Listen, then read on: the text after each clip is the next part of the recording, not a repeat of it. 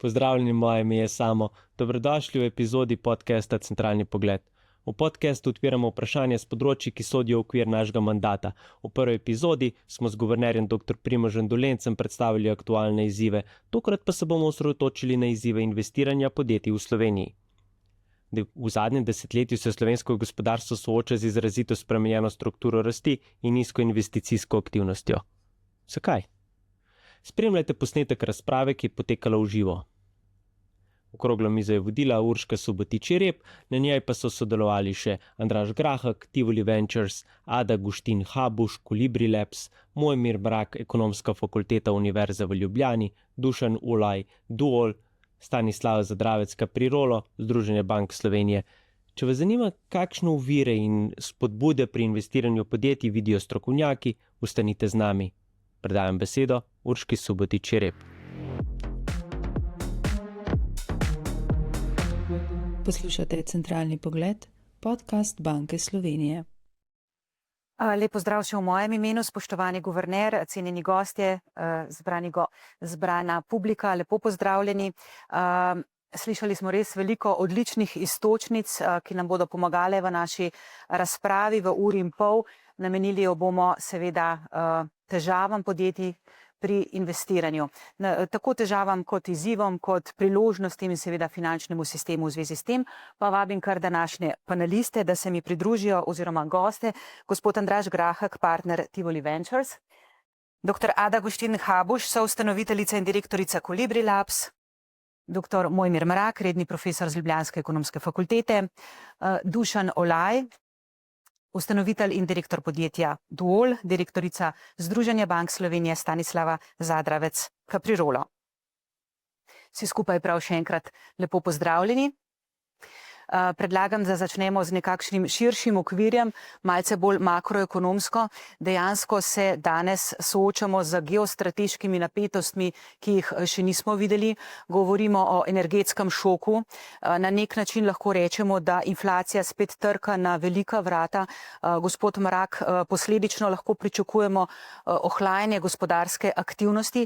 Kaj vse te razmeroma negativne zadeve pomenijo za investicije v Sloveniji, glede na to, kar smo pravkar slišali, da Slovenija že danes pravzaprav zaostaja s to investicijsko dejavnostjo v primerjavi z srednjimi in vzhodnoevropskimi državami? Ja, hvala lepa najprej organizatorju za povabilo na tole okroglo mizo. Jaz moram reči, da sem kar malo dežurni poklican, ker so kakšne slabe stvari, da kaj pokomentiram. Ja, spet smo več v eni krizi. Teh smo se zdaj že navadili, tako da je to že, ratuje nekako business as usual. Je pa res, da dostikrat se zdaj delajo primerjave s tole stvarjo, kar se dogaja ali z stvarjo leta 2022 Ukrajino, ali pa tudi nazaj par desetletij z tisto stvarjo v 70-ih letih s povečanjem cen nafte. Jaz mislim, da je preprosto zdaj prezgodaj reči, kaj bo z temi posledicami. Jaz mislim, da ključna stvar je od tega, koliko časa bo cela stvar trajala, ampak ne pomeni to, ali bo trajala v obliki vojnih operacij, ampak tudi ti imaš lahko tudi, da se ta stvar na nek način prekine. Jaz mislim, da bo neka velika nestabilnost ostala še kar precej časa. Zlasti, če bo ta hormuška ožina pač dejansko priprta ali kakorkoli. Tako da jaz mislim, da kjerkoli scenarij gledamo, imamo v bistvu gledano ekonomsko dve stvari, vsaj v letošnjem letu inflacija gre gor. To jaz mislim, se pa danes že lahko reče, tudi če se stvar takoj konča. In po drugi strani gospodarska rast gre dol. Koliko bo šla dol, jaz mislim, da to je zdaj po mojem ključna stvar za vse te, ki napovedujejo, kaj narediti, ker preprosto se tega ne da reči. Je pa za neko makro sliko tudi v Sloveniji, tudi s tem, kakšne so politične situacije, zelo tako v šoku, zanimiva stvar, jasno zanimiva v angleščini, interesno pomeni marsikaj, ampak dejstvo je, da tisto, na osnovi česar smo mi planirali letošnje proračune, to je zgodba, ki je ni več, in bo kdorkoli bo prišel v vlado, bo moral zelo hitro, zelo resno narediti verjetno nek resen rebalans, ne, in ne govorim samo to, kaj je narediti na prihodkovni strani, kar je bilo zelo obljubljeno pred volitvami, ampak ta stvar bomo, in tudi to, kar so zdaj najavili s tem zakonom, ta stvar bo morala biti spremljena s stvarmi na odhodkovni strani. To je zdaj, bi rekel, generalna slika, ker drugače bo stvar zelo hitro šla v negativno smer. Ne. Zdaj to, kar se tiče investicij, ja, res je, ne, mi imamo v bistvu po svojo zanimivo situacijo. Na eni strani imamo dejansko bistveno niže investicije v podjetniškem sektorju, ne, to, kar je tudi ta študija pokazala, ne, po drugi strani imamo pa relativno visoke investicije državnega sektorja. Ne. Tukaj si moramo biti zelo jasno na jasnem, da imamo dosti visoke investicije javnega sektorja zato, ker imamo v bistvu točo denarja iz Evropske unije zdaj v tem obdobju. Ne. Mi toliko EU denarja, kot ga imamo zdaj v teh letih, nismo nikoli imeli in jaz bi se upal kar reči, da ga verjetno nikoli več ne bo. Ne bo ga pa saj naslednje desetletje in tako naprej. Ne. Tako da mi, kar se tega tiče, imamo v bistvu javni sektor investira kar precej več, kot je povprečje Evropske unije. Druga stvar je, kakšna je učinkovitost teh investicij. Ne. Mi imamo dejansko zdaj v Sloveniji 2 kohezijska paketa, ne. Namesto, da bi ta denar iz tega načrta za okrevanje in odpornost v bistvu namenili točno to, kar je bilo tukaj rečeno, ne, povečanju produktivnosti. Zdaj nekdo bo rekel, pa jasno, to profesorji zmeri govorite, ko je ladja odplula, ne. Te profesori so to govorili v trenutku, ko smo mi začeli programirati NOO, to je bil avgust leta 2020, da je treba ta denar nameniti za povečanje produktivnosti, digitalizacija, zelene stvari. Kot vidimo, ne, je ravno ta stvar pač problem. Jaz ne rečem, da bi ga s tem rešili, ne, je pa dejstvo, da se mi, bodimo odkriti, 3-4 leta nazaj tega problema, da imamo tak problem s produktivnostjo, nismo zavedali. Ne. Ko smo mi hoteli v bistvu gospodarstvo animirati, da podpre, da NOO gre v te stvari, ne, žal mi nismo dobili podpore gospodarske zbornice za to. Ne. Zdaj pa imamo, ne, to zavedanje, da je problem slovenske produktivnosti je danes bistveno širše, končno je gospodarstvo tudi zdaj jasno te stvari lansko leto jesen povedali. Ne, zakaj je ta problem produktivnosti po mojem toliko velik, je pa točno to, kar je Arijana v bistvu predstavila. Ne. Mi imamo gospodarsko rast, mi imamo polno zaposlenost. Ne. Karkoli pomeni, da mi v bistvu z dodatno zaposlovanjem tukaj ne moramo kaj dosti več ustvariti. Ne. Druga stvar, imamo investicije, ki so sicer nekaj nižje, ampak ne dramatično nižje. Ne. Se pravi, da ključna stvar, če hočemo mi povečati BDP, je produktivnost. Ne. Druge variante ni. Ne, in če tega pač bomo naredili, ne, bomo šli v neko drugo smer. In zdaj, če gremo v bistvu pa na ta del, kar se tiče podjetniškega sektorja, jaz moram reči, da sem zelo vesel, da je do te raziskave prišlo, ne, ker zdaj pač daje neke informacije. Ne, moje nekako mnenje, prej smo to videli, je bilo dejansko v enem velikem delu, da je to vezano na negotovost okolja. Ne. To vidim, da je zdaj, ne, regulatorno okolje in tako naprej, se pravi, da ni toliko problem finančni. Ne. Čeprav jaz bi kle vendarle, smo pač v centralni banki, jaz mislim, da tele naše banke, mi imamo neko strukturo v bančnem sektorju, ki po mojem mnenju je dejansko že zelo oligopolna, ne. In banke, ne, v tem okolju funkcionirajo, optimizirajo svoj posel. Ne. In to se potrjuje tudi tam dol. Financirajo tisto, kjer lahko dobijo klasične garancije, tisto, kjer bi morali iti malo ven, iz tega ne grejo. Ne. Jaz mislim, da bomo, ne, v takem bančnem strukturi, kot jo imamo, zelo težko banke naterali na kaj drugega, da bojo počele. Ne. Če ste spremljali zdaj, inflacija gre malo gor, banke so takoj reagirale na strani kreditov. Ne. A so kaj reagirali na strani depozitov? Nič, ne. Se pravi, jasno, optimizirajo in to lahko pač počnejo, ker imamo tako bančno okolje. Tako da ta diskusija bi bila fajn, da bi bila osredotočena predvsem na to, kako bi banke, ne, v večji meri šle na financiranje tistih stvari, ki niso za njih najbolj enostavne. Ne. Ampak, vprašanje, tle bomo videli, mene prav zanima, kaj bojo podjetniki rekli. Mene ne čudi, da grejo ven iskati denar v nebančne inštitucije ali pa tudi v banke v tujini. Verjamem, da bomo slišali odgovore tudi iz bančne strani. Vseeno bi še malce ostala pri vas, gospod Mrak, če ostanemo na tem sistemskem problemu premajhnega investiranja pri nas. Ko se podjetja, kar ste tudi že vi omenili, ko se podjetja sprašuje, zakaj ne investirajo, ponavadi rečejo, gre za nekakšno negotovost, govorijo o davčni nestabilnosti, pa potem o premalo zaposlenih. Dejansko zelo redko rečejo, banke nam ne pridejo nasproti oziroma nam ne nudijo financiranja. Zdaj, malce ste se že dotaknili, kaj pomeni dejstvo, da v Sloveniji zdaj vlada pa tudi politična nestabilnost, vendarle se zdaj sestavlja koalicijska vlada. V kolikšni meri lahko to še zavre investicijsko dejavnost pri nas? Jaz mislim, da imamo to podjetnikov, da bo bolj nazorno na te stvari odgovorili. Jaz bi vendarle rekel to, veste kaj, če podjetja na en stran vejo že, da banke niso pripravljene dati kreditov za stvari, kjer imaš kot garancijo neopredmetena sredstva, pa jih niti ne vprašajo.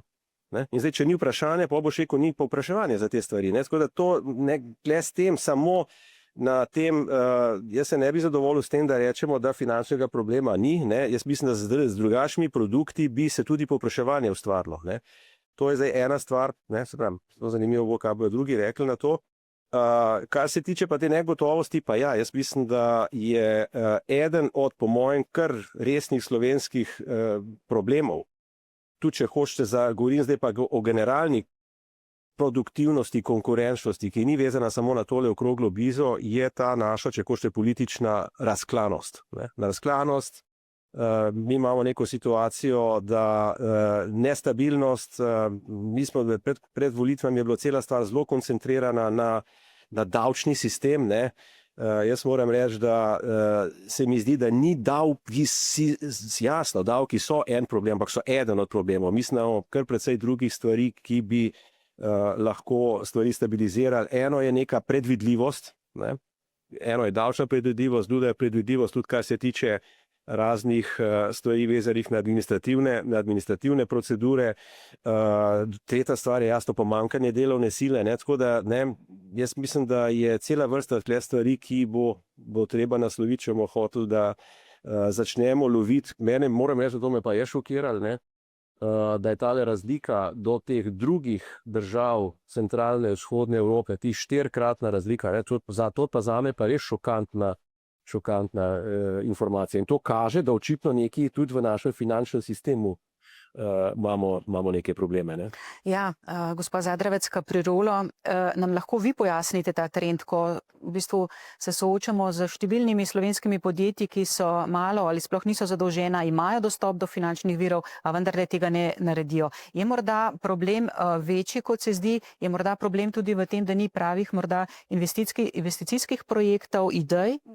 Najprej hvala lepa za vabilo organizatorju, hvala lepa tudi za organizacijo te tematske razprave, ki je sigurno ključna glede na že predstavljene trende, ki niso od včeraj, niso žal novica in seveda napotujejo na to, da je sigurno potrebno čim hitrejše ukrepanje ekonomskih politik, ki bi lahko s pomočjo seveda gospodarstva in tudi finančnega sektorja te trende, ki so res negativni in neoptimistični za blagostanje Slovenije, obrnili.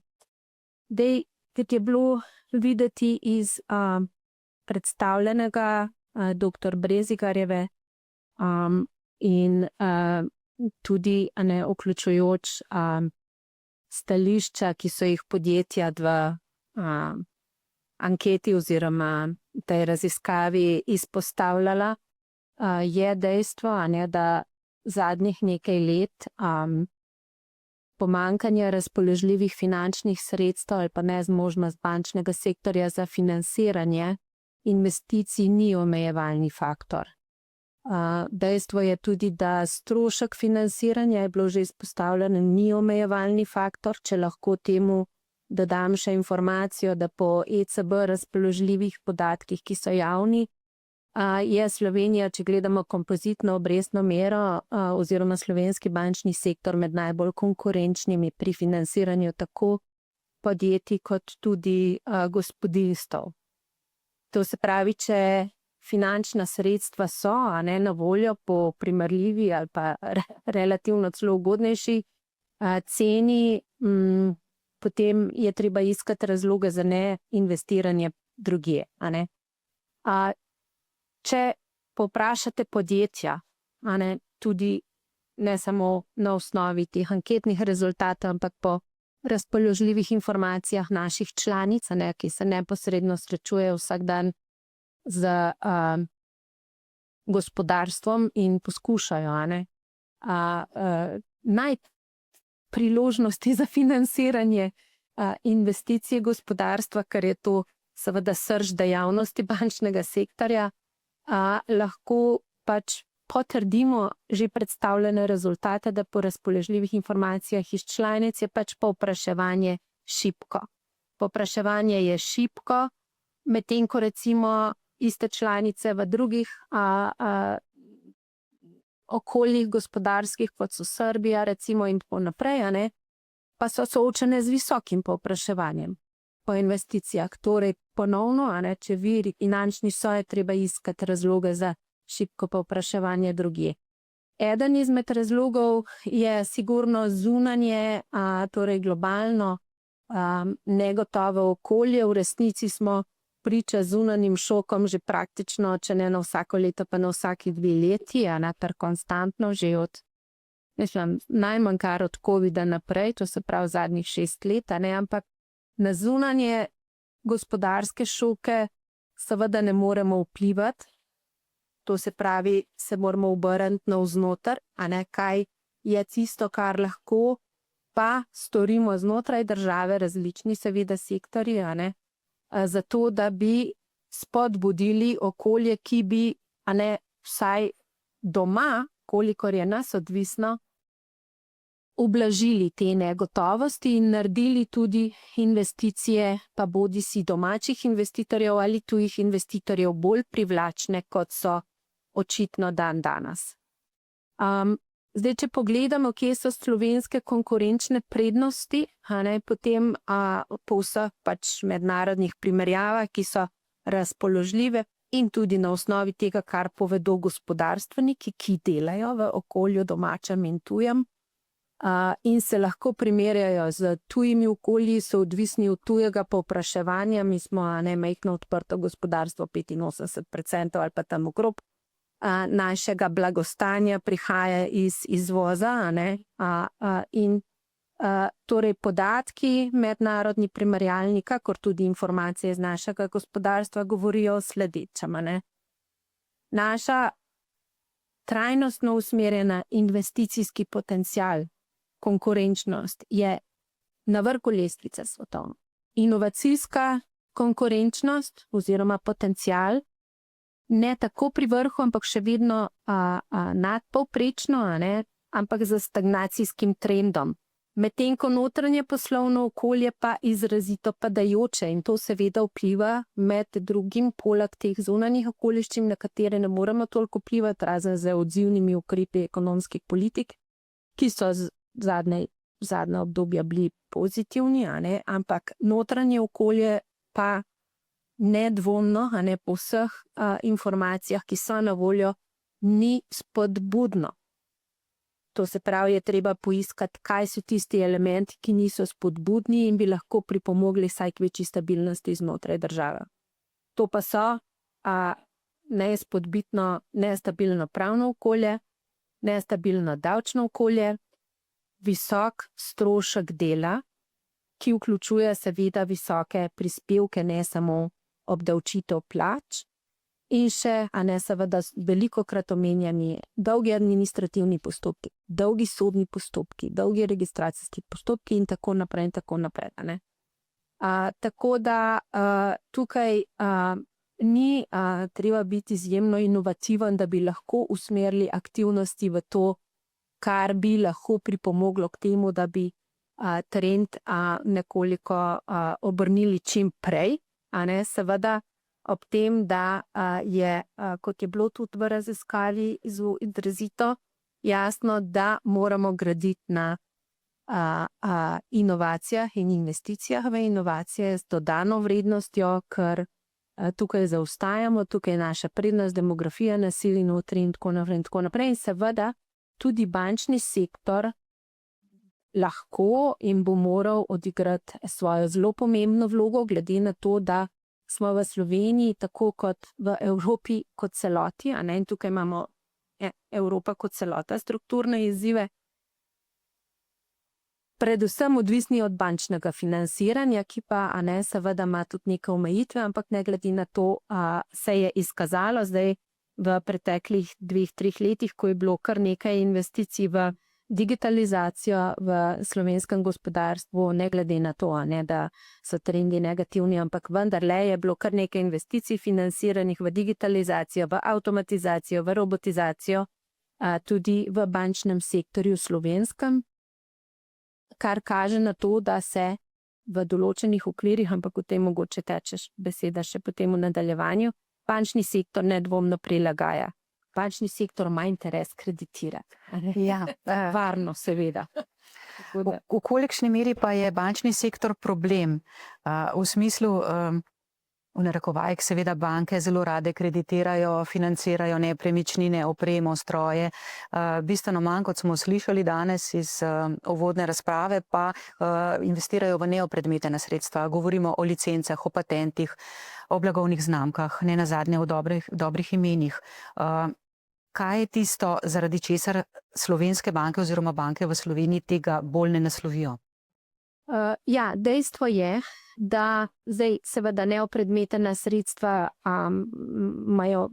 so različne vrste sredstev, a ne, so neopredmetena sredstva in tukaj pri nekaterih, a ne, kot rečeno, digitalizacija, avtomatizacija, investicije v software, a ne, čeprav tudi tukaj so neke regulatorne specifike, ki lahko naredijo to vrstno financiranje dražje, ne da se ga ne da, je dražje in potem postane mogoče neprivlačno, a ne, je torej predvsem regulatorni okvir, ker dejstvo je, in to ne samo v Sloveniji, v celi Evropi, ne nazadnje tudi v svetu kot celoti, a ne, bančni sektor sprejema depozite vlagatelji vlagajo v banke zato, ker ne investirajo visoko tvegano, ne želijo, a ne, in torej iz te osnovne funkcije bančnega posredništva, ki mora zagotoviti, a ne, da so investicije netvegane, izhaja potem tudi seveda regulatorni okvir in ta regulatorni okvir zahteva, da vse investicije oziroma kreditiranje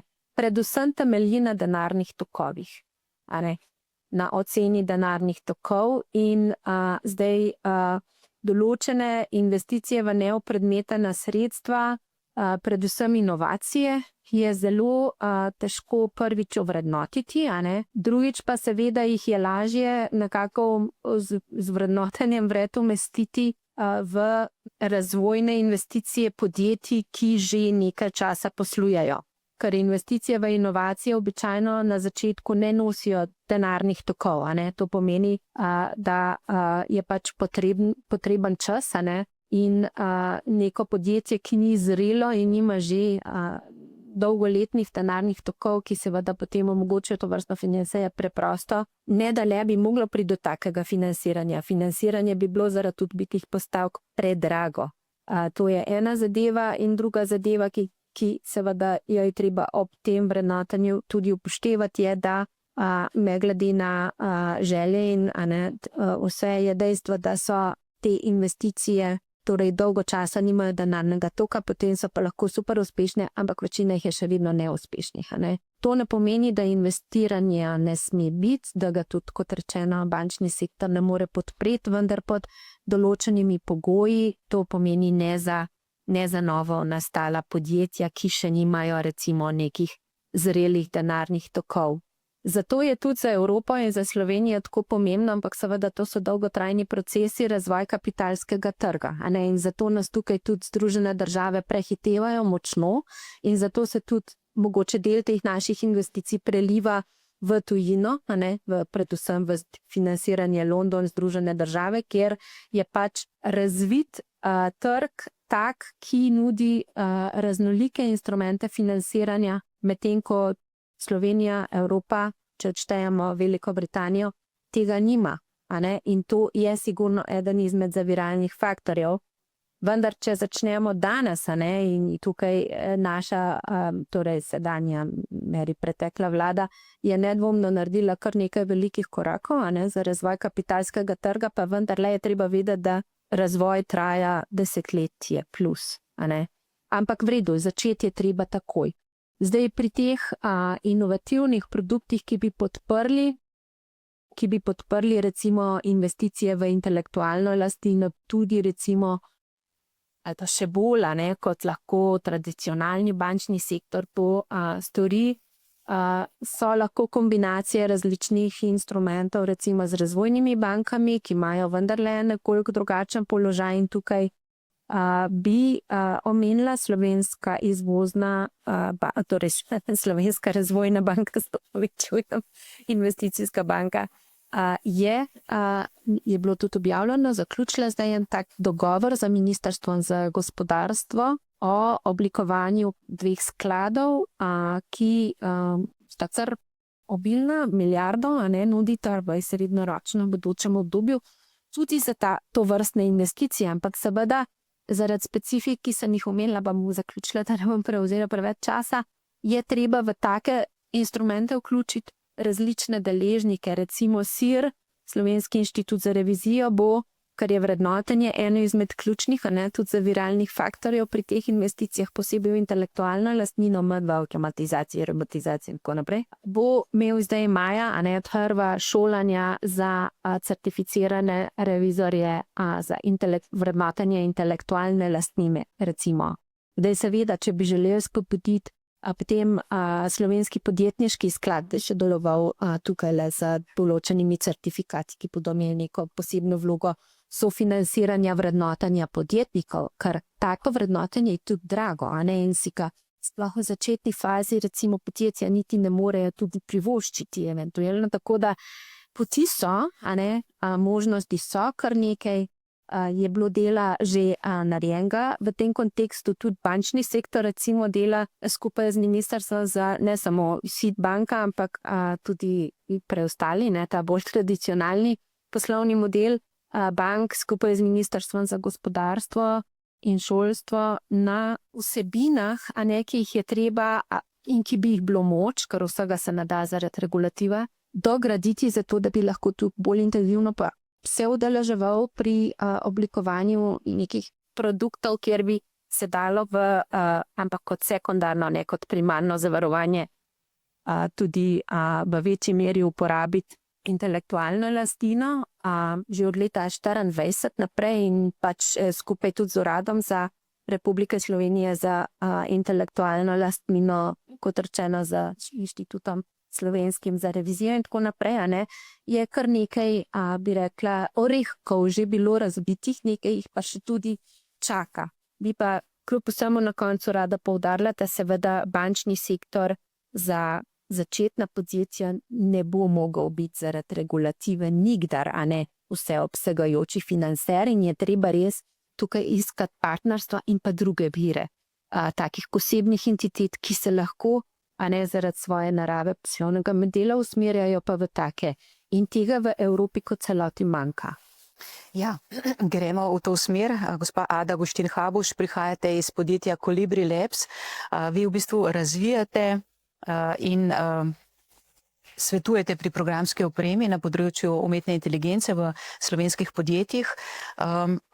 Nam lahko poveste, vi ste v bistvu soustanoviteljica in direktorica, kakšne ste imeli vi izzive pri izbiranju začetnih finančnih sredstev? Najprej tudi z moje strani iskrena hvala za vabilo, fantastična družba, krasni pogledi. Moram reči, da na začetku praktično s poslovnim modelom, ki ga ima v ozadju naše podjetje, nismo rabili nobenega ustanovnega kapitala, tega smo zagotovili vsi trije solastniki, ki smo podjetje ustanovili. Tako da verjetno je tukaj tista enih ključnih distinkcij ali pa zavedanja, ko v slovenskem prostoru včasih manjka. Torej, mi imamo pogled, praktično vsak, ki ustanovi podjetje, ki gre na IPES, rečemo, ti imaš pa startup, čemur ni čistko. V sami osnovi se podjetja ko jih ustanavljaš, ločijo glede na poslovni model, torej ali boš imel ti podjetje, ki bo raslo z neko organsko, počasnejšo rastjo, ali pa imaš idejo, ki lahko res omogoča pospešeno, hitro rast. Tukaj pa je torej pri teh res startupih potrebno tisto začetno financiranje, da ti lahko narediš preboj in ti zagotovi hitrejšo rast. Kaj imam tukaj v misli, poleg mene sedi Andraž, ki skrbi točno za takšne zgodbe s svojimi skladi tveganega kapitala. Torej, če smo slišali, da banke rade financirajo varno, je po takih zgodbah, če se odločaš, da bi rad imel hitro rastočo zgodbo, ta zgodba zelo na začetku in zelo tvegana za investicijo.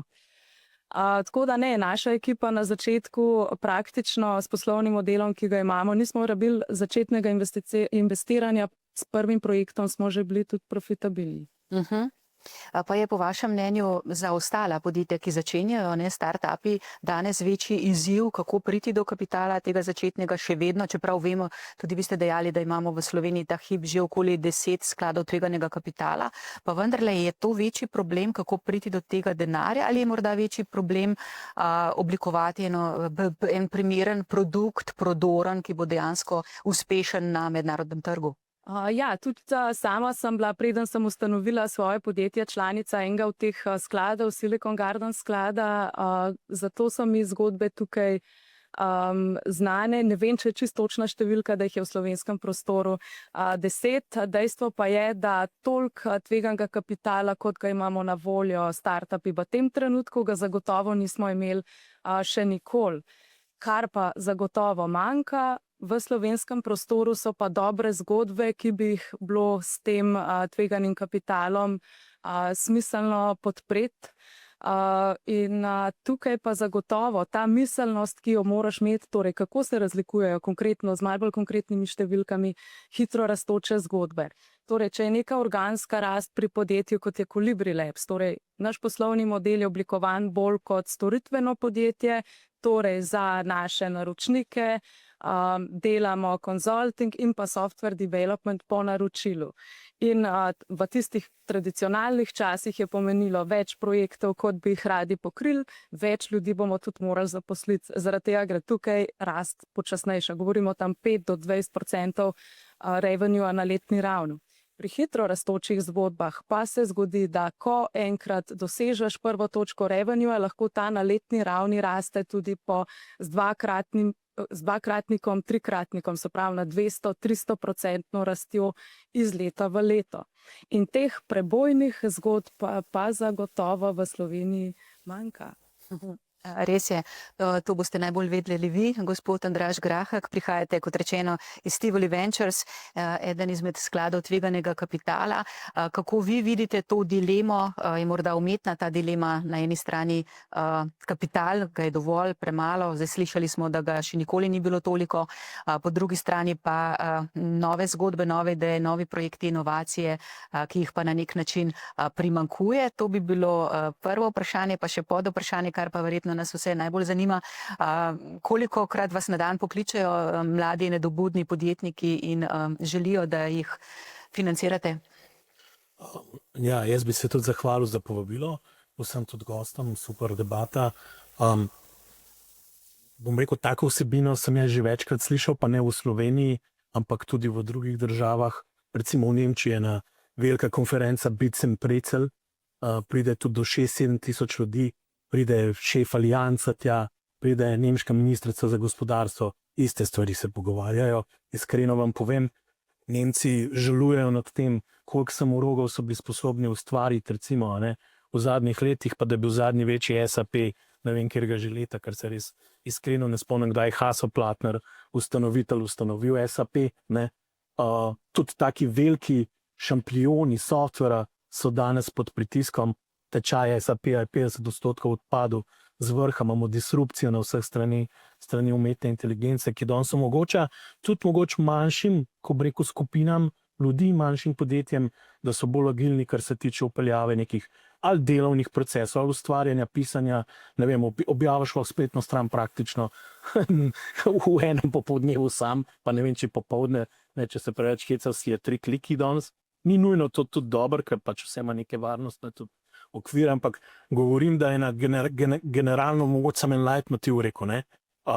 Leitmotiv je, da se stvari spreminjajo, ampak na drugi strani imamo pa še zmer tradicionalno infrastrukturo gospodarstva, ki ne bo izginila in se bo mogla s časoma prilagajati in se približevati v bistvu, ne, in upeljevati te nove tehnologije. In to bo izjemno pomembno, se mi zdi, zlasti za Slovenijo, ker je ta del gospodarstva ustvarja izjemno veliko dodane vrednosti. Ne, če gremo pa zdaj na drugo stran, ne, ali imamo finančni problem, nimamo nobenega finančnega problema. Mislim, da Slovenija je, govorim, to je odgovor na vprašanje, ali imamo premalo denarja, da rešimo problem. Ne? Odgovor na vprašanje, nimamo premalo denarja, da rešimo problem, ker Slovenija ima že dolgo časa zelo visoko stopnjo varčevanja, vedno jo je imela in tudi investicije tega ne dohajajo. Ne? Zdaj, jaz bi drugo tezo postavil, ne? Imamo pa težavo pri v bistvu, kako mi to varčevanje usmerjeno in optimalno alociramo, torej v kakšne oblike naložb, če želite, ali pa kakšne oblike investicij. To je prva stvar. Druga stvar je pa ključna stvar, ki sem se naučil v teh 30 letih že na kapitalskih trgih, oziroma že si vratov vmes, je to, da je ključen faktor zaupanja. Ne? Torej, to varčevanje danes imajo predvsem denarni finančni posredniki, ne? In se vsi ukvarjajo s presežki likvidnosti, enim to tudi ne paše, matching virov gor dol. V bistvu banke so tudi zmeraj bolj regulirane, če smo iskreni. So skrajno neprimerne institucije, da bi neke hudo tvegane stave delale. Ne? Sej, po tem novem, tudi če vložijo v sklad tveganega kapitala in ta investira v tujih valutah, se še ekstra penalizirajo recimo stvari.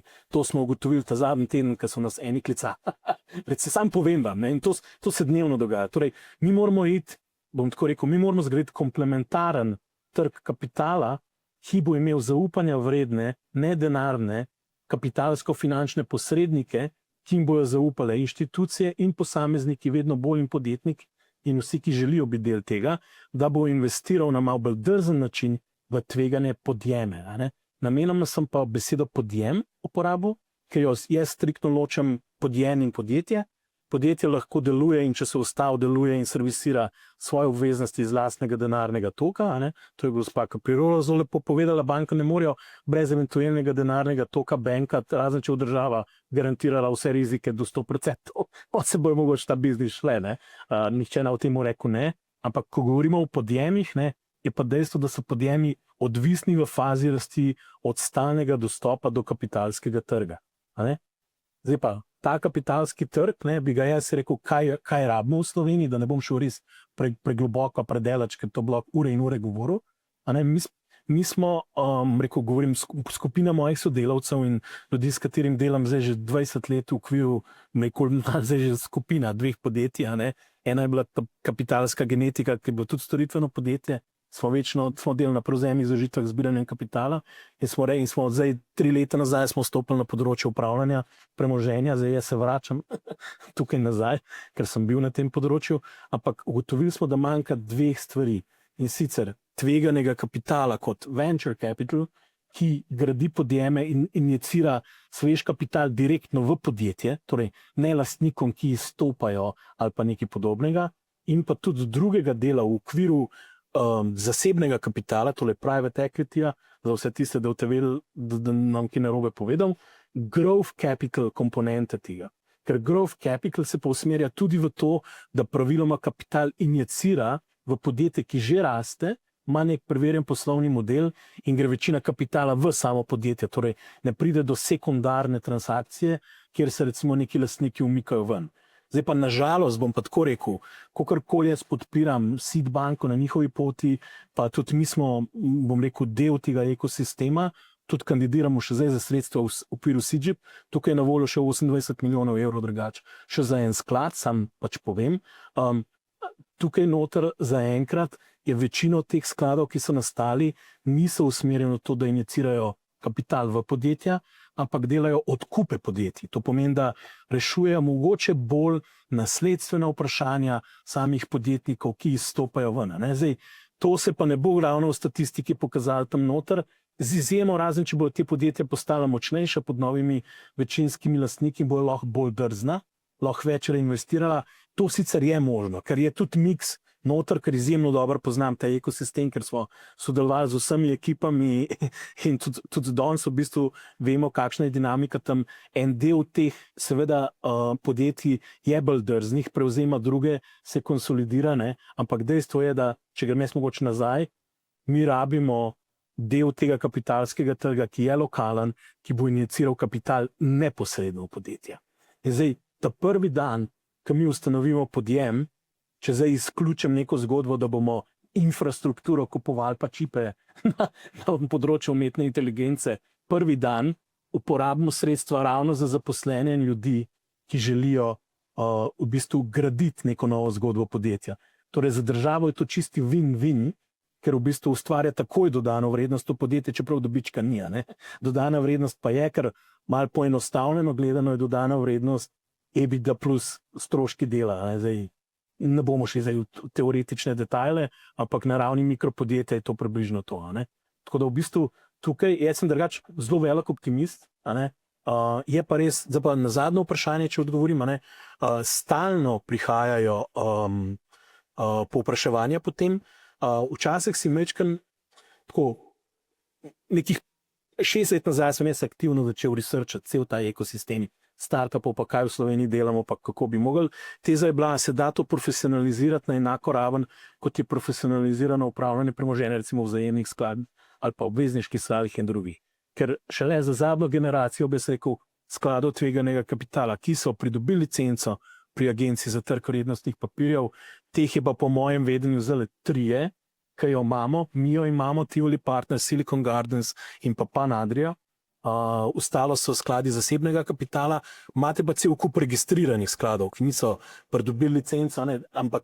Zato moj podatek o 10. Se sam bi rad dopolnil vas na nek način, in v bistvu te 3 dejansko ima, verjetno se bo še kakšen pridružil, mislim, sem optimist, ampak tukaj se je začel zdaj graditi. Zdaj pa 2 tipa povpraševanj, ki jih dobivamo. Eno so mladi ljudje in hočejo graditi neke stvari in se prvič soočajo s podjetništvom, mogoče celo pod radarjem. Je pa druga stvar, ker vsi govorijo, a je povpraševanje, a je dovolj startupov, a je volumen, a imamo absorpcijo. Mi po 2 letih imamo tako poln pipeline, da imamo premalo kapitala danes in moramo delati resno triažo, zaradi tega, ker to niso več ljudje v svojih 21 letih, ki šli neko startupiranje, pa se na PR sliki znajdejo v časopisu, kaj nekdo jim dal 50 000 evrov. To so ljudje, ki danes delajo v teh podjetjih, ki so tudi šampioni in so prišli do ene točke, ko želijo probati še kaj drugega v svojem življenju. Zdaj, jih je kriza srednjih let srečala ali je ta ambicija bila vedno v njih, pustimo zdaj to, kar je nepomembno. Ampak dejstvo, da takemu človeku ne morete reči, pejte zdaj vi na minimalno plačo, kaj imate 50 000 evrov, pa pejte se startupe. Ti rabiš cel ekosistem. Prvi čeki se začnejo pri teh, temu se reče, iz stealth moda, torej dobesedno iz skritega, nekega okolja, kjer se več teh ustanoviteljev najde, se inicira v podjeme med 1 milijon in 2 evra. V tem trenutku, recimo, je pri nas v pisarni ena izmed teh ekip, 4 sedijo tam že mesec in so pridobili prejšnji teden vodilnega investitorja iz tujine, mi pa še nekdo drug se bo pa lahko pridružil. Torej, pol pa še druga stvar, a lahko vodimo mi. Torej, mi, subjekti, govorim, ali pa Slovenija kot taka, imamo subjekte, ki bodo vodili to vrstna financiranja in jim bojo ne nazadnje tudi zaupale finančne inštitucije, da vejo, kaj počnejo. Zakaj pa to pomembno? Ker pa začnemo skleniti se v krog, ker mi rabimo krog sodelovanja, ker velike firme so lahko tudi stranke za te družbe, to je cela zgodba, ta network efekta, ki se ga vedno grejo v ZDA. Torej, imam en startup, imam tam 4 ljudi, ki ne vem, so se spomnili nek nov način, kako bojo AI uporabljali pa implementirali, in grejo najprej k enemu visijo, rečemo, vi ste vsi že imeli startupe, zaupamo vam, da veste, kaj delamo, začetek 5 milijonov, tukaj imate 20 Fortune 500 companies, vam odpremo vrata in pejte pokličati, ali boste ta produkt lahko prodali. Torej, to je pa še mrežni učinek. Tako da jaz mislim, da tako zametki tega, mi smo vse to mečkaj že poizkušali, gre, ampak gre prepočasno. Dobro, to je bi bilo, bila kritika na to. čeprav razumem sodelovanje s podjetji, kaj pa sodelovanje z bankami? Vemo, da banke je jasno, da so zelo regulirane, da ne morejo vstopati v visoko tvegane projekte, ampak vendarle je možno tu, je to realno, da bi jih vsaj delno vas spremljale? Absolutno se mi zdi, da je možno, zato ker jaz sem začel čist na začetku. A ne? Začetek je, kjer ne vem, nimamo niti produkta, niti prihodkov. Ne? Recimo eno izmed naših portfeljskih družb, ki ni tako znana, je družba, ki se imenuje Bunnyway, Bunny.net. To je IT firma, ki je zrasla iz nič na 100 ljudi, ima danes 30 milijonov prihodkov, ima bruto dobiček 10 milijonov in poslujejo okrog tam ničle, ampak zakaj? Ker stalno raslejo, a ne? Ampak zdaj se bo začelo vlaganje v infrastrukturo. Torej v samih podatkovnih centrih bojo zakupali mrežno infrastrukturo in dobesedno sami investirali. Zdaj tukaj se pa potem pojavljajo različni inštrumenti, ali v kombinaciji lahko s SID banko, tudi že Evropska investicijska banka z nekim venture debtom pride noter. Torej ni tako nemogoče, da polk. Moja teza je enostavna, če smo sposobni v ekosistemu, tisti, ki smo na začetku v tej verigi, spraviti podjetja iz nič do 100 milijonov, bojo na koncu vstopali lahko drugi subjekti, ko bojo te podjetja v manj tvegani fazi. Če pa ne bomo z njimi od samega začetka, vsi, bo pa enostavno to šlo mimo nas, mimo celega ekosistema. To se pa nažalost zelo močno dogaja, ker je še vedno za tiste, ki so. Veste, kaj se dogaja? Nekdo je bil v tujini, živi v Siliciji dolini ali pa nekje drugje, pride sem živeti, ker je super tukaj živeti, dobi otroke, hodijo v šolo, potem naredi iz tukaj startup, prejme denar iz Silicijeve doline, v Delawareu je nek holding, tukaj sicer neka hčerinska družba, ampak ko bo drugo, tretjo, recimo rundo dobil, se bo vse to preselilo v ZDA. Recimo. To ima tudi Evropa probleme. Zato Evropa tudi zdaj dela 2 družbe tveganega kapitala, se potegujete za ta mega unicorn fund, Atomico in EQT, konkretno. To je sklad, ki ne bi bil nek odgovor na te ameriške gigante tveganega kapitala, ki imajo sklade velike pod 20 ali več milijard, recimo, in lahko napišejo ček 100-200 milijonov. Tako da jaz sem na nek, tako bi rekel, način tukaj optimist, ker probam videti Evropo kot nek ZDA tam v letih 70, ker smo bili še na začetku, in njihova prednost je to, da so compounda, oziroma ni pravilen izraz, obrestno nalagali kapital 30 let in se je ta ekosistem zgradil. Zdaj, razen če bomo mi preusmerjali v tem trenutku enormno glavnico v ta tvegan del, financiranja podjemov, bo trajal dlje časa. Ja, hvala lepa. Predlagam zdaj še pogled iz realnega gospodarstva. Z nami je namreč tudi gospod Dušan Olaj iz podjetja Duol. Vi pravite, da ste imeli z bankami, ko sva se prej pogovarjala, vedno dobre izkušnje, vedno so vam šli naproti. Verjetno je to tudi eden izmed dejavnikov boljših podjetij, da z bankami načeloma nimajo težav. Pa vendarle, ko ste začeli svoje podjetje pred 30 leti, kako ste takrat pridobivali finančne vire, ste jih pridobivali doma, v tujini, kakšna je bila zgodba? Najprej hvala za vabilo. 35 let nazaj se pravzaprav niti ne spomnim, kako je izgledalo, ampak začel sem z minus 10 tisoč markami, toliko sem si izposodil pri sosedu. In pol je trajalo 2 leti, da sem vrnil. Dobro, da jih je imel. Ja. Tako smo začenjali v tistih časih. Takrat v bistvu niti ne vem, mojih začetkih mislim, da bank sploh ni bilo, ampak so bile službe družbenega knjigovodstva, preko katerih je potekalo vse skupaj. Tako da z bankami smo se srečali malo kasneje. Zdaj, ja, pogled iz realnega sektorja. Prvič poznam, glede na to, da v prostem času, ki mi ga zdaj ostaja malo več, coacham tele mlade podjetnike, start-upe in se držim za glavo, kako različno je to v primerjavi s tistim, kar je bilo to v mojih časih. Zdaj, če se fokusiram na Duol, ja, imamo 2 poslovni banki, 10 od 10 cena poslovanja z njimi, ampak to je verjetno posledica tega, da tudi mi nismo v tako slabi finančni kondiciji na eni strani, vemo, zakaj potrebujemo denar, smo realni v svojih pričakovanjih, banke nas spremljajo, glede na to, da so to naše dolgoletne poslovne banke, istočasno tudi razumejo, ne gre vse skupaj samo sveže v obliki papirjev na risk, pa svečko prižigaš, pa čakaš, kaj bo tisti risk, oziroma danes niti ni več riska, je računalnik rekel nazaj, ti je odobreno, tako da v tem delu v redu, tudi kar se tiče SID banke, mislim, imamo vire, tudi v tem delu jaz pravzaprav ne vidim nobene težave. Smo v nekem večjem investicijskem ciklu, tudi zdaj, ki ga zaključujemo, z nakupom zelo velike nepremičnine v Sloveniji, akviziramo veliko tovarno v Italiji. Tu se pa že začenjajo potem problemi, Ideja je bila, da bi jo prenesli v Slovenijo, pa tega ne bomo naredili, bo raj tam ostala, oziroma obstaja celo kakšna možnost, da bomo mogoče mi nekoč v bodočnosti iz Slovenije morali iti v Italijo. Zakaj? V mogoče neko bistveno bolj predvidljivo poslovno okolje. To nisem zdaj rekel, da bomo to naredili, igramo se z možnostmi, kar je ena od stvari, jaz te morate razumeti, velika večina ali pa skoraj vsa, velika večina slovenskih podjetij ima standard ISO 9001. Ta standard je zelo jasen, V preambuli definira obvladovanje tveganj. To je prva zaveza poslovodstva danes, In v dolu je država Slovenije tveganje. In to tveganje na mestu številka 1. Šele potem je konkurenca in šele potem so geopolitične tveganja. Zakaj? Ker geopolitična tveganja jaz lahko s profesor dr. Mrakom predvidim skozi analizo in neko vizijo. Konkurenco imamo v malem prstu, vemo, kaj dela. Kaj pa ta država Slovenija lahko naredi, pa v bistvu ne vem. Vem samo, da bo nekaj naredila. Pravzaprav v komunikaciji z državo Slovenijo mi rešujemo enačbe z neznanimi neznankami. Niti ne vemo, kje bo padlo, kaj bo padlo. Pa zdaj tu ne mislim aktualne politike. Govorimo o državi, pa njenem odnosu do gospodarstva. In to je velik problem.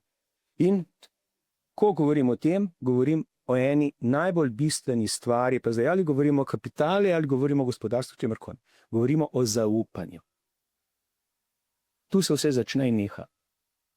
In seveda, ko govorimo o zaupanju, če tega zaupanja ni, potem pridemo v neko cono, in tu je velika večina danes slovenskih in mladih podjetnikov in nas realnih gospodarstvenikov, Zakaj pa bi?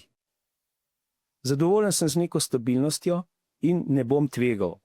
Mi tvegamo. Ja, tvegamo zato, ker smo nišni player, ker smo številka 1, mogoče številka 1, 2 na svetu. Mi moramo tvegati, ker nas trg sili v to. To niti ni več v bistvu naša želja, ampak to je efekt snežne kugle. Ta se je začela vrteti, zdaj imamo samo dve možnosti. Ali se vrtimo skupaj z njo, ali pa izstopimo. To je to. Mogoče za začetek. Ja, še eno vprašanje bi imela za vas, in sicer, kako pa vi gledate na prihodnost slovenskega bančnega sistema, konkretno pri investiranju podjetij, glede na to, da, kot smo slišali, v ospredje zdaj prihajajo nekako mehke investicije, financirala se bo inovacije, financiralo se bo znanje, patenti, ne več toliko nepremičnine in stroji. Kakšne imate pa morda v Dolu iz tega vidika izkušnje? Veste, če bo slovenski bančni sektor računal na investicije v patente in inovacije, potem bo bankrotiral. Iz enega čisto enostavnega razloga.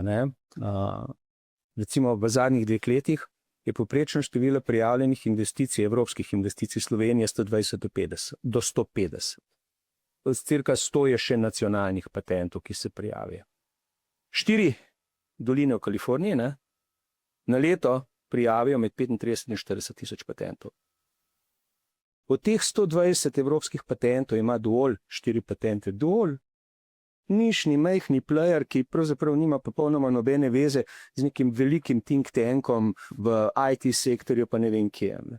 To je ta trenutek problema. Seveda je problem inovacij patentov, ki ga je treba nasloviti in kjer je treba začeti delati, ampak to spet ni od danes na jutri. Mi govorimo veliko o vlaganju v znanost, v razvoj iz 2% na 3% in tako naprej. Ampak če mi pogledamo ta sredstva, znanost lahko delimo na bazično pa aplikativno.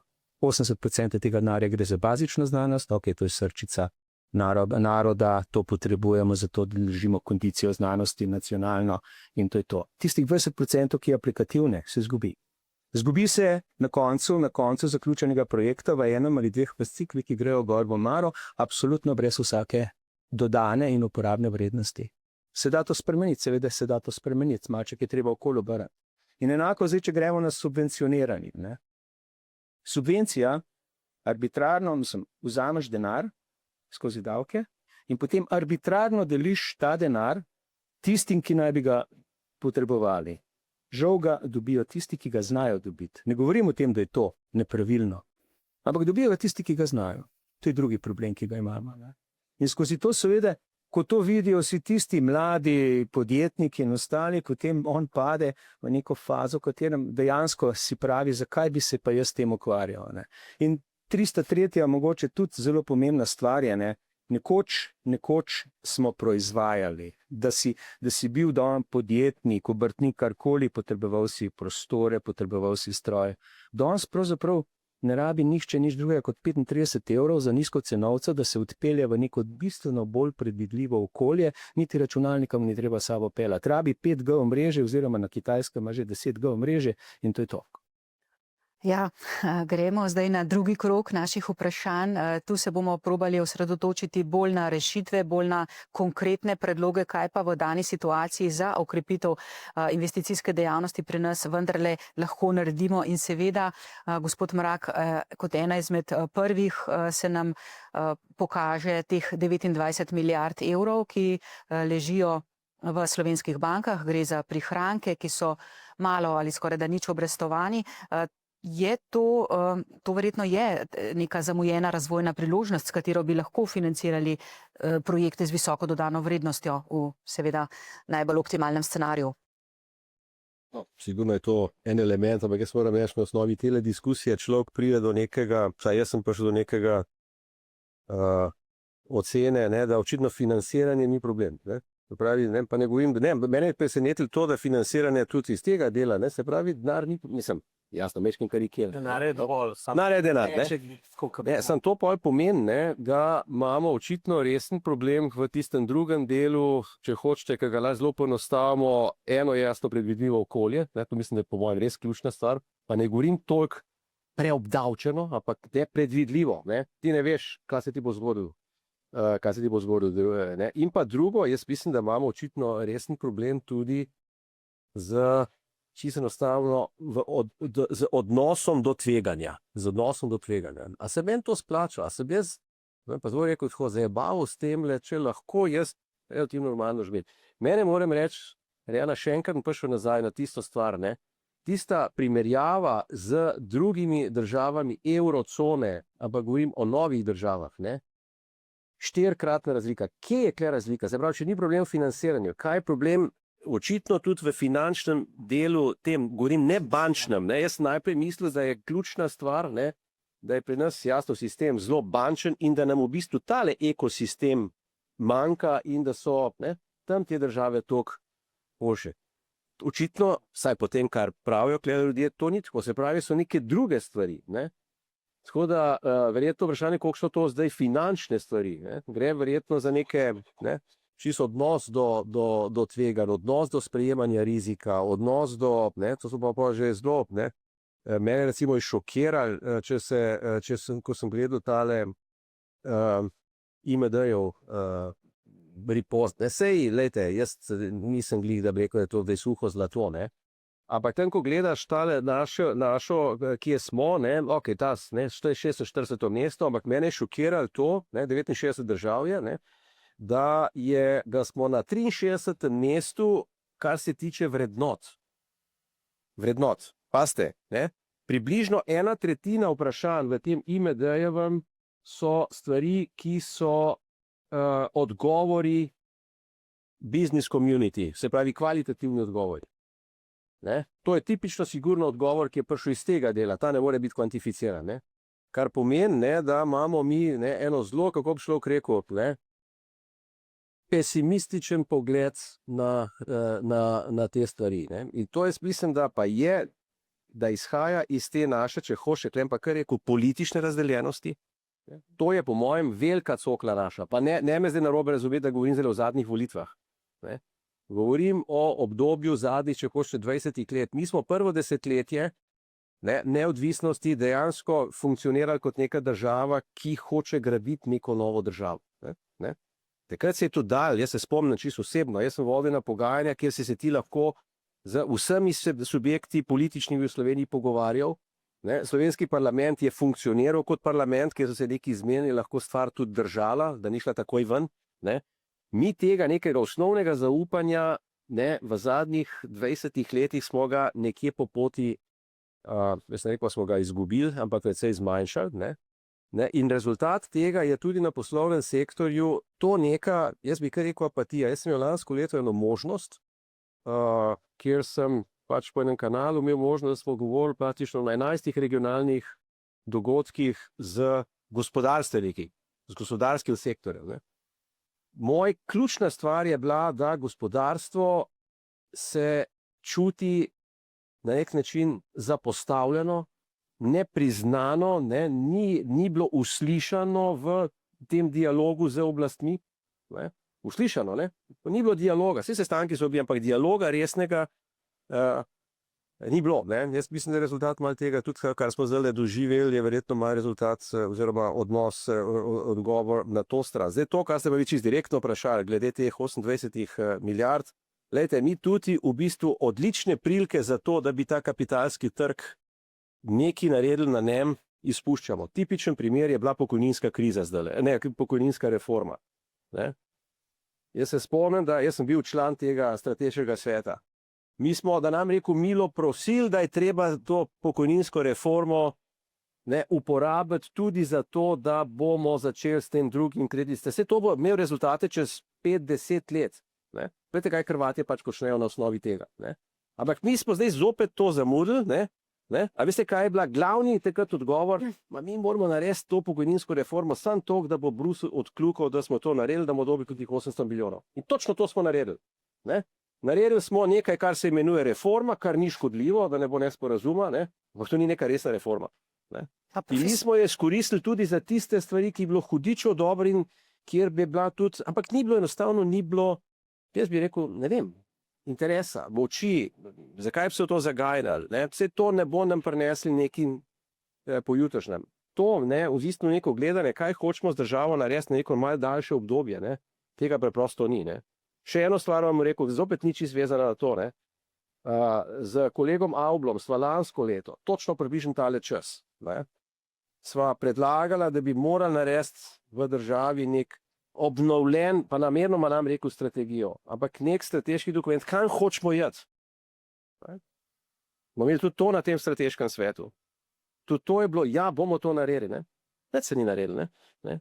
Ampak se pravi, da v bistvu ne razumemo, da se svet tako hitro spreminja, da se mi namo pač prilagodili temu, bomo sicer lahko nekako živeli, se mi ne bomo jutri šli k vragu. Ne? Sam tole, ne? Da oni 4-krat hitreje rastejo, pomeni, da nas bojo jasno v roku 10 let orang prehiteli. Ne? Jaz mislim, da zravno na finančnem področju smo izrazito, če hočem pa kar rekel, nedržavotvorni. Ne? In ta zadnja reforma je tipičen primer tega. Mi zopet smo se zdaj zacementirali, da čez 5 let ne bomo imeli kaj v roke prijeti na tem področju in to je velika škoda. Ne? No, ampak pred nami pa je še ena zelo velika priložnost. Govorimo o finančnem okvirju, evropskem okvirju 2028-2034. Če so bila v zdajšnjem okvirju v ospredju bolj kohezijska sredstva in sofinanciranje z javnim denarjem, bo zdaj v ospredju evropska konkurenčnost in tudi možnost, da seveda sofinancira se z zasebnim kapitalom. In tukaj zdaj me pa zanima, kako pomembno je, da se na ta vlak pravočasno, hitro, pripravljeno uvrstimo, seveda podjetja na eni strani in tudi ali je možnost za banke v Sloveniji. Mi smo imeli na fakulteti 14 dni nazaj eno okroglo mizo okrog večletnega finančnega okvirja 28-34 in predvsem z poudarkom na to, da bo ta okvir bistveno povečal možnost za financiranje podjetij iz naslova konkurenčnosti iz EU proračuna. Ne? To je tako bi rekel, načelno good news. Mečken širša slika, mislim, da je vendarle koristna kle. Poglejte, denarja, to, kar je Evropska komisija zdaj predlaga za večletni finančni okvir, je kot delež BDP-ja Evropske unije nekaj več kot v sedanji finančni perspektivi, ampak pazite, sedanja finančna perspektiva ne upošteva New Generation EU. Ne? New Generation EU je bil za tole obdobje dejansko še en EU proračun. Tega v obdobju po 28 ne bo, saj na osnovi tega, kar je zdaj. Mogoče, če v kakšen cirkus, do kakšnega večjega cirkusa prišlo, da bomo spet nekaj začasno formirali. Ampak to, kar imamo na mizi, je zdaj v bistvu proračun približno na enakem obsegu kot v sedanji finančni perspektivi, ampak pazite, dragi moji, mi bomo morali v tem novem finančnem obdobju dobili eno popolnoma novo postavko v proračunu, ki do zdaj nikoli ni bilo evropskem, in to je servisiranje dolga iz naslova New Generation EU. Če je proračun, tako da imate nek občutek, če je proračun približno 200 milijard evrov letno, bo treba za servisiranje tega dolga dajati približno 20-25 milijard letno. To ne govorimo o nekih peanuts zneskih. Kar pomeni, da bo na razpolago dejansko manj denarja, kot ga je v sedanji finančni perspektivi, kot delež BDP-ja, imamo pa nove prioritete. Obramba, konkurenčnost, kaj še ne. To make story short, denarja za kohezijo in kmetijstvo kot tradicionalne izdatke iz proračuna Evropske unije bo relativno manj, kot ga je zdaj. Bo pa nekaj več denarja iz naslova konkurenčnosti, to, kar ste vi vprašali, ampak pazite, za ta denar bo na stelaži in za njega bo treba konkurirati. Za razliko od denarja za kohezijo in kmetijstvo, ki je alociran tokom pogajanj, ti točno veš na koncu pogajanj, koliko je denarja za tebe, jasno, moš pol narediti pogoje, da boš to izkoristil, zdaj bo pa ta denar tam gor. In ti boš na ta denar konkuriral. Zdaj mi imamo recimo na področju raziskav in razvoja s horizontom in tako naprej relativno dobre izkušnje. Ampak bodimo si odkriti, imamo dobre izkušnje, zato ker imamo dosti močne igralce kle. Štefan, Kemijski inštitut, to so resni igralci, evropsko resni igralci. Klejo pa šlo veliko denarja zdaj za te stvari vezane na povečanje konkurenčnosti, tudi obrambe. Kle pa imamo mi, kar se tiče po mojem podjetju, kar resne probleme. Tako da, kle je zelo pomembna vloga SID banke, da bi skušali dejansko se čim bolj vključiti v te programe. Evropski proračun bo bistveno drugačen, kot je bil do zdaj. Jaz mislim, da je to druga velika, res temeljita reforma proračuna. Prva je bila konec 80-ih let, ampak pazite, takrat je bila konec 80-ih let, je šlo za, gremo v monetarno unijo in monetarna unija je stvar, ki je predvsem za center Evrope dobra bila, da rečem tako. In kako so dobre periferne države zraven, na ta način, da so bistveno povečali kohezijska sredstva. Skratka, bil je deal. Jaz tega deala danes ne vidim. To se mi zdi problem. Ker, dragi moji, ta denar, ki bo za konkurenčnost, kdo bo največ tega denarja dobil? Tisti, ki so najbolj konkurenčnosti, center Evrope. In kles prihaja lahko do problema, center Evrope, periferija. In kle bo zelo še zanimivo, kako bo prišlo do tega dogovora. Jaz ne bi presenečen, da bo do tega dogovora prišlo, da se bo proračun zniževal in se bo zmanjševal tisti del sredstev, ki bo za konkurenčnost, ker drugač teh kohezijskih držav ne boš dobil v to, da bojo ta sporazum sprejeli, rabiš pa soglasje. Tako da, ta slika ni črno-bela, je pa dejstvo, da se proračun zelo spreminja v to smer, kjer bo treba več konkurirati za denar v Bruslju. To je lahko načelno za nekatere dobro, ampak to, kar slišimo, kakšno je slovensko gospodarstvo, z ogromnim tem SMI in tako naprej, jaz mislim, da je to lahko tudi kar resen, dajmo reči lepo, izziv. Ja, morda bi se zdaj na tem mestu vam, gospod Mrak, najlepše zahvalila, ker ste dejali, da imate pač neodložljive obveznosti in da nas boste prečasno zapustili. Hvala lepa. Ja. Še enkrat iskrena hvala. Zdaj pa seveda vprašanje za vas, gospa Zadravec, Kaprirolo. Na osnovi vsega tega slišanega, ali tudi v bankah pri nas banke razmišljajo morda o spremembi svojih poslovnih modelov, o tem, da bi morda tudi na strani regulacije seveda to počnejo centralne banke, pa vendarle bilo treba kaj prilagoditi, da bi bilo to financiranje teh investicij hitrejše, bolj tekoče, bolj gladko. Ob danih regulatornih okvirih, ki postavljajo določene omejitve, nedvomno se vedno da v sodelovanju z drugimi tudi iskati neke instrumente, ki lahko nekoliko pripomorejo k temu, da lahko banke, ki spremljajo podjetja, ki želijo financirati in jih podpreti, imajo veliko sredstev na voljo in želijo podpreti dobre projekte, uporabijo recimo tudi neke dodatne inštrumente, s katerimi lahko še dodatno mogoče podprejo, ki bolj take inovacijske ali pa več neopredmetenega. In kot rečeno, o tem teče kar nekaj aktivnosti na tem področju, ampak vključno z drugimi deležniki, predvsem na delu, ki se tiče vrednotenja, zanesljivosti vrednotenja, predvsem sodelovanja pri potencialnem oblikovanju nekih komplementarnih produktov, nekako sodelovanja z tistimi, ki financirajo na začetku poti določene podjeme, v resnici so kot podjemi, to je zelo primeren izraz, do faze, ko preidejo potem v podjetja, in tako naprej, ampak seveda v kontekstu dejstva, da bančni sektor nikoli ne bo mogel biti primarni vir začetnih financiranj podjemov, inovativnih podjemov. Zdaj ob tem, da je tukaj pripravljenost, volja, znanje v seveda okvirih, ki taki kot so, bodo predvidoma tudi ostali, kar bi bilo mogoče moč pričakovati, more biti, ampak jaz nisem še zaznala kakšnih diskusij v tem kontekstu je, da bi more biti tako kot na področju investicij v trajnostno, zeleno in tako naprej, kjer ne da je regulativa se prilagodila navzdol, v smislu popuščanja,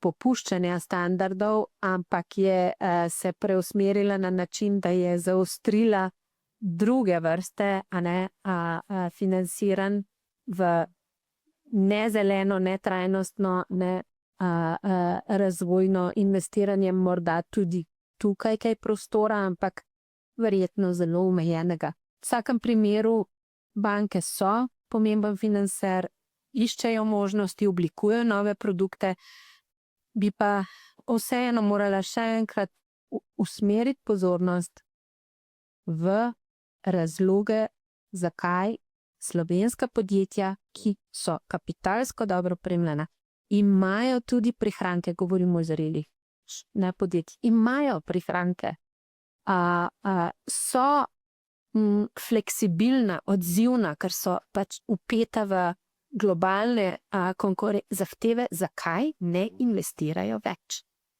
To je, mislim, da srž vprašanja, na katero bomo morali odgovoriti čim prej, skupaj.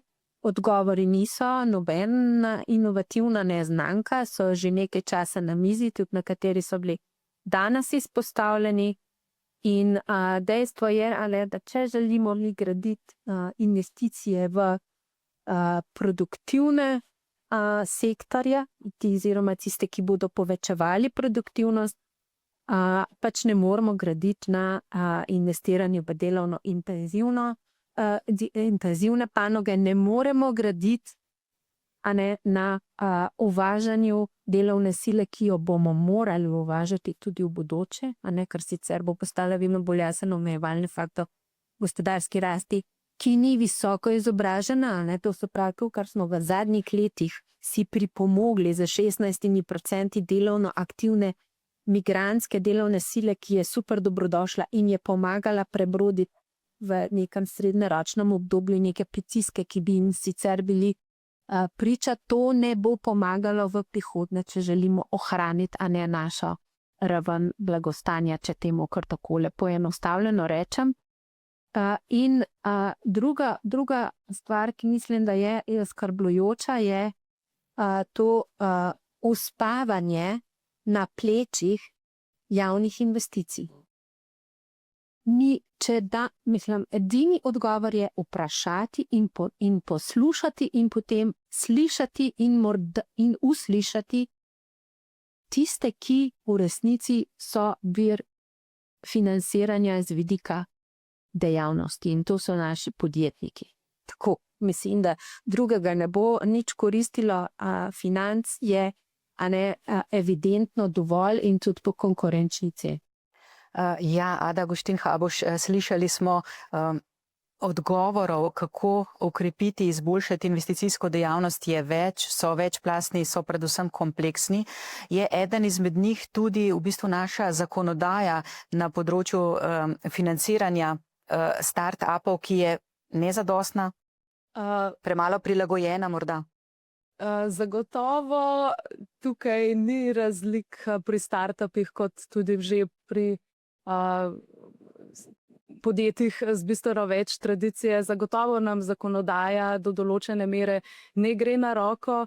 Namreč mislim, da je slovenska zakonodaja zelo pisana za tisto tradicionalno gospodarstvo. Če pogledamo samo strukturo, lastniško strukturo večine DO-jev v Sloveniji prednači, ali je to en velik lastnik ali pa dva velika lastnika. Zdaj, če se gre nekdo zgodbo, v katero vstopi sklad tveganega kapitala, seveda potrebuje zakonodajo, ki omogoča bolj pisano lastniško strukturo od raznih ESOP-ov in tako naprej.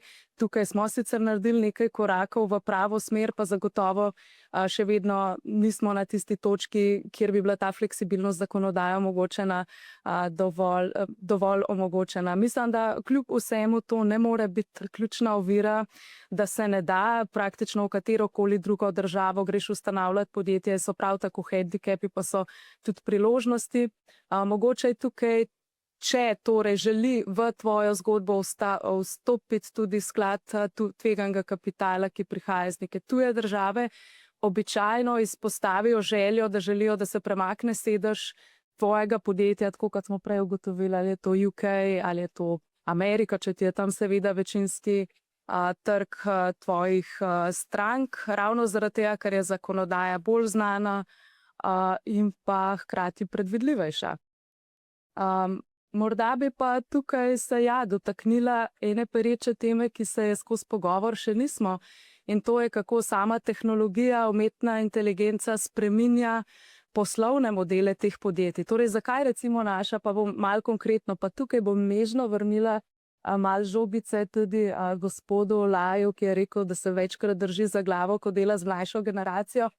Pa naj dodam nežno, da se tudi mlajša generacija večkrat drži za glavo, ko dela za starejšo generacijo, in moram reči, da svet, ki se nam ga pušča v roke, gotovo ni najprijaznejši.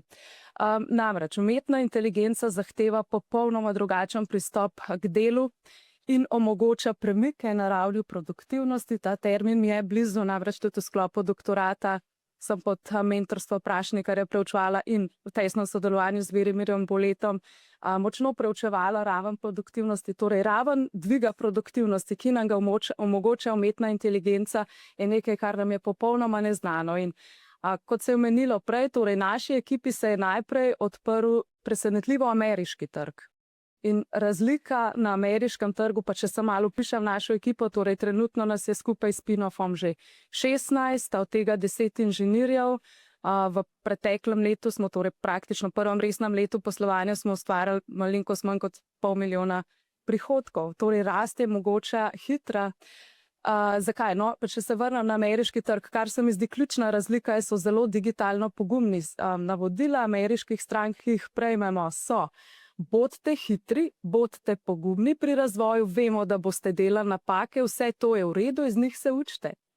Ko pa sem prišla recimo 3 mesece nazaj na sedež ene od uprave bank, ene od bank v Sloveniji, pa je vprašanje, a pa je umetna inteligenca samo buzzword, a se tukaj karkoli dogaja. Torej opažam, ko hodimo po slovenskih podjetjih, da je tukaj velika digitalna ravnodušnost. ključne razlike, ki nastajajo, torej premiki grejo s tako tektonsko hitrostjo naprej, da velikrat tudi moj solastnik in CTO naše ekipe omeni, poglej, če bi šel 10 let nazaj, za 1 leto na dopust, ko bi prišel nazaj, bi potencialno potreboval dan ali 2, da bi polovil vse, kar se je na področju developmenta zgodilo v tem letu. Če grem na dopust danes za 1 mesec, pridem nazaj v popolnoma drug svet. Še konkretnejše. Če je naša ekipa še pol leta nazaj ocenjevala, da bi za razvoj sicer prototipa za eno od strank potrebovala približno 3 mesece, pa če dam gor enega developerja, to pomeni približno 500 ur.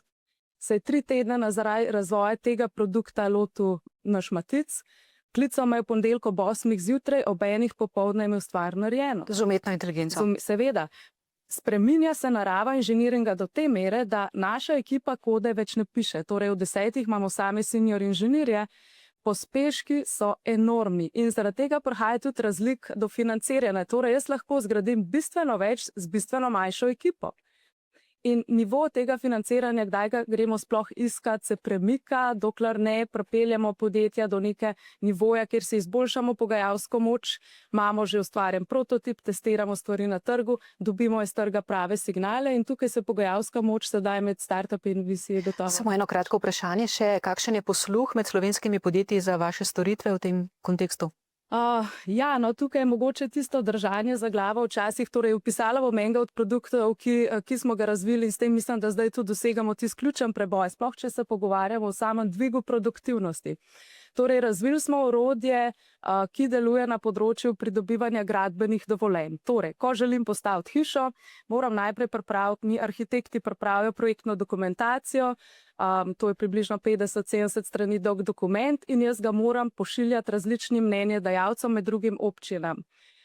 Na občinah morajo seveda preveriti, ali je ta dokumentacija skladna in konsistentna z njihovimi OPN-ji, recimo Novomeška, v skladu s katero smo 1 leto iterativno tudi razvijali ta sistem in ga Novomeška občina zdaj tudi prva uradno uporablja, je pa tista, ki je znotraj 212 občin v tem postopku orje ledino na ravni celotne Slovenije. Torej mora pregledati. Zdaj projektno dokumentacijo naložijo na naš sistem in točno povemo, v katerem delu je dokumentacija skladna, ki je pogojno skladna, ki je neskladna, povemo zakaj in kaj bi se moralo zgoditi, da bi potencialno pogojno skladen del postal skladen.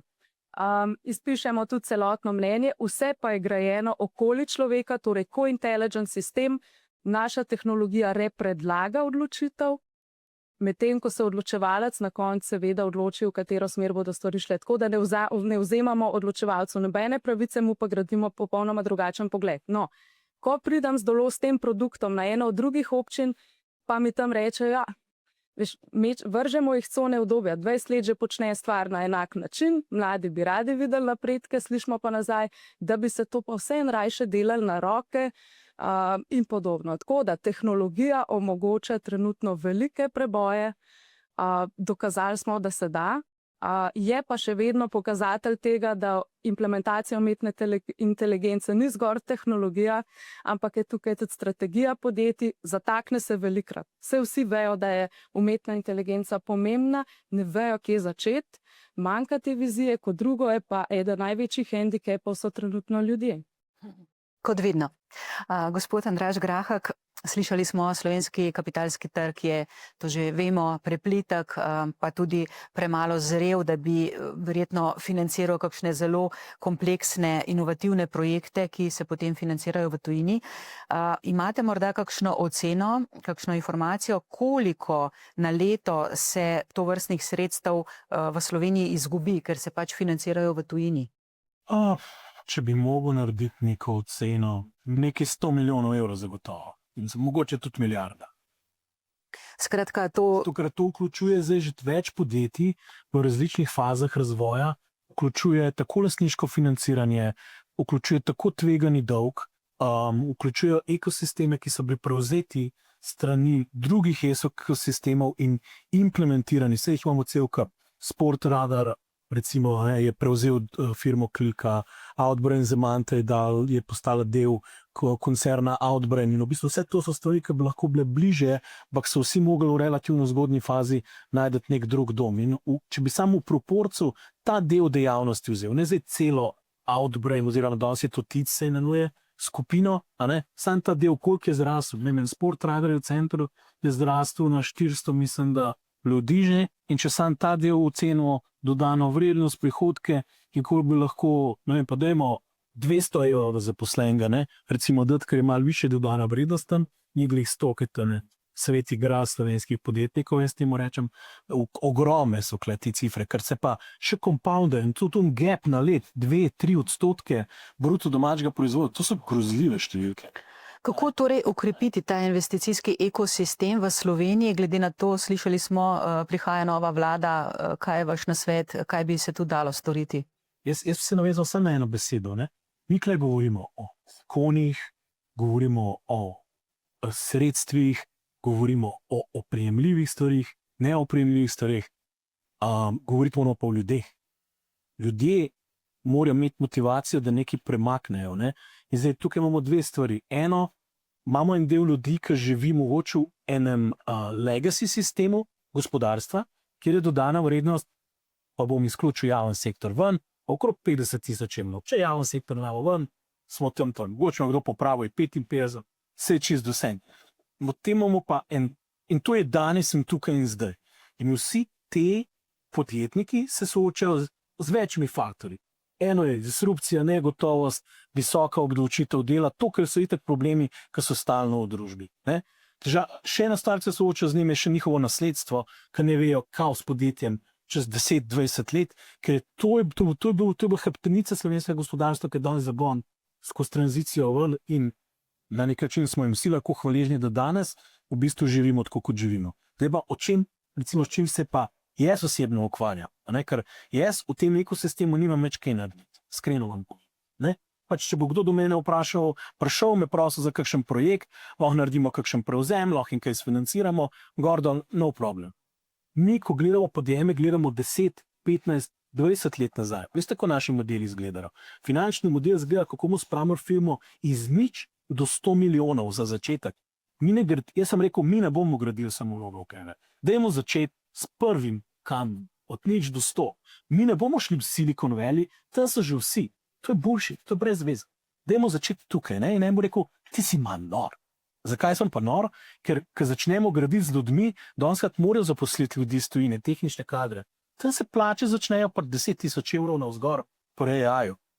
To, na čimer se pritožujejo ljudje, ki imajo 50,000 evrov dodane vrednosti, mi se sploh nimamo kaj pritoževati, ker mi se ukvarjamo s tem, kako bomo milijon drugih problemov prej rešili. Zdaj pa, če pa Slovenija ne bo uvedla neke socialne kapice, neke razvojne kapice in tega dojela, saj niso problem startupi, ker startupi so tako gilni, da bojo šli samo okrog njim in drugam. Umrl bo legacy sistem. Mi bomo našo socialno državo na kanc spravili, če kaj nekaj ne naredimo. Tako da v bistvu lahko rečem, da vsi, ki se o tem pogovarjajo, delajo nekaj, oziroma vsi imamo ta enak interes. Ne? Sam dejstvo je, da ko govorimo o naših portfeljskih družbah, so to vsem podjetja, ki imajo neko tehnološko, rekel, bolj opremljenost, niso niti ko bi rekel, kapitalno intenzivna v smislu, da vlagajo v tovarne, ali karkoli, to je bilo tudi poudarjeno, vlagajo pa lahko v moderno infrastrukturo, to ni več pocen posel rabo, govorimo o podatkovnih centrih, čipih in podobnih stvari.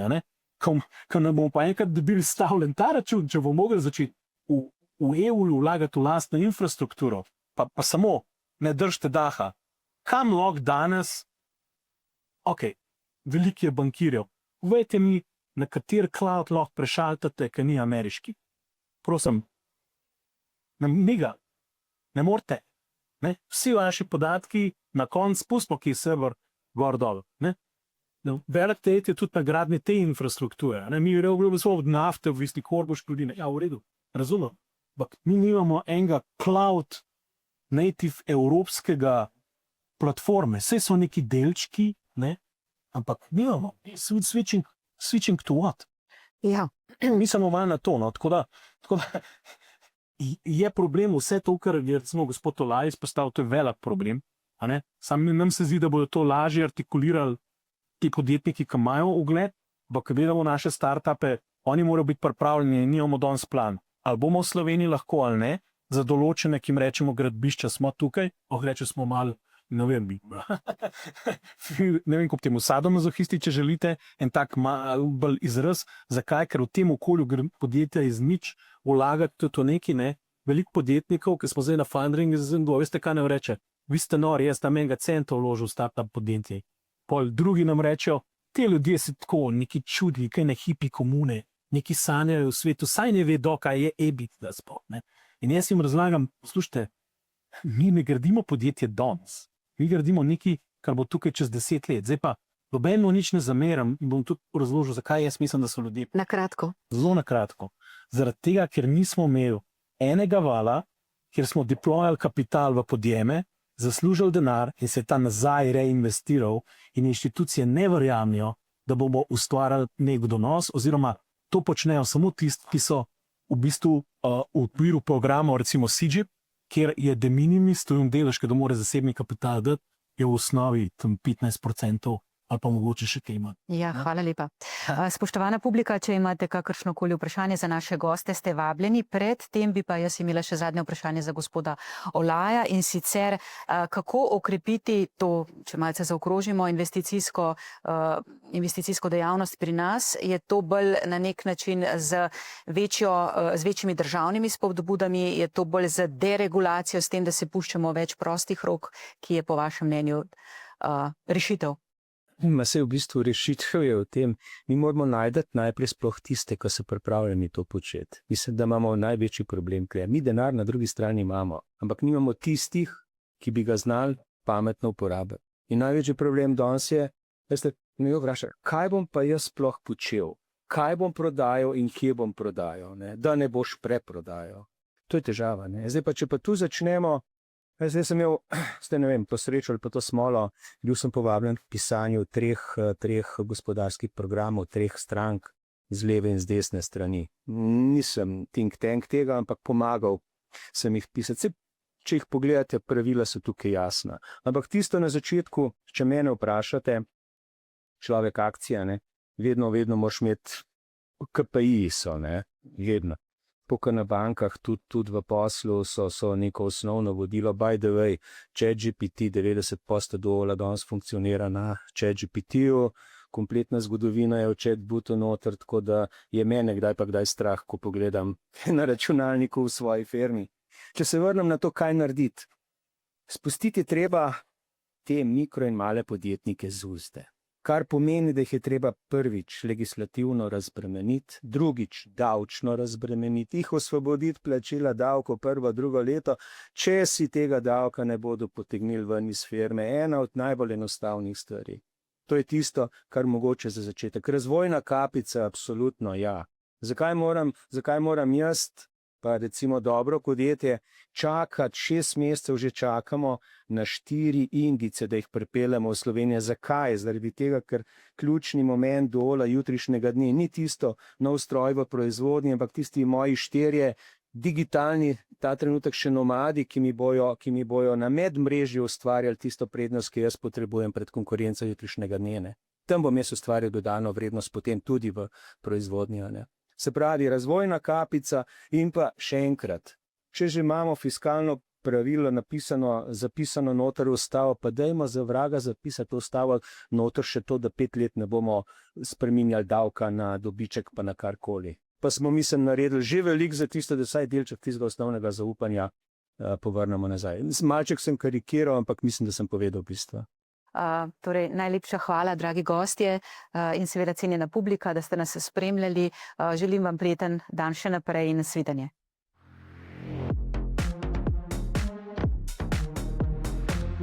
Poslušate Centralni pogled, podcast Banke Slovenije.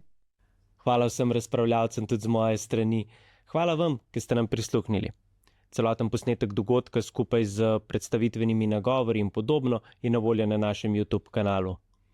Če vas dogodki v živo, kot je bil ta, zanimajo, naj povem, da bo naslednja priložnost 22. maja, ko bomo razpravljali o finančnem izobraževanju. Uvodoma bo spregovorila dr. Ana Marija Lusardi. To je profesorica na Univerzi Stanford in ena najvidnejših strokovnjaki za finančno pismenost. V razpravi pa bodo sodelovali še guverner Slovaške, guverner Estonije, guvernerka Črne Gore, guverner Hrvaške, namestnik guvernerja Bolgarije, član sveta Avstrijske centralne banke in seveda slovenski guverner dr. Primož Dolenc. Pisana zasedba bo. Vse informacije najdete na naši spletni strani. Preden pa ustavite posnetek, povejmo še, da si želimo tudi vašega sodelovanja. Zanima nas, katere vprašanja in katere teme so vam pomembne. Pišite nam na pr@bsi.si, veseli bomo vašega odziva. Prihodnjič bomo posvetili vprašanju finančne stabilnosti. Kaj to je, kakšna so tveganja in zakaj lahko trdimo, da je slovenski bančni sistem stabilen. Spremljajte nas na spletnih straneh Banke Slovenije, na naših družbenih omrežjih ali na vaši najljubši platformi za podcaste, kjer nam lahko daste tudi kakšno oceno. Hvala, da ste nam prisluhnili. Do naslednjič.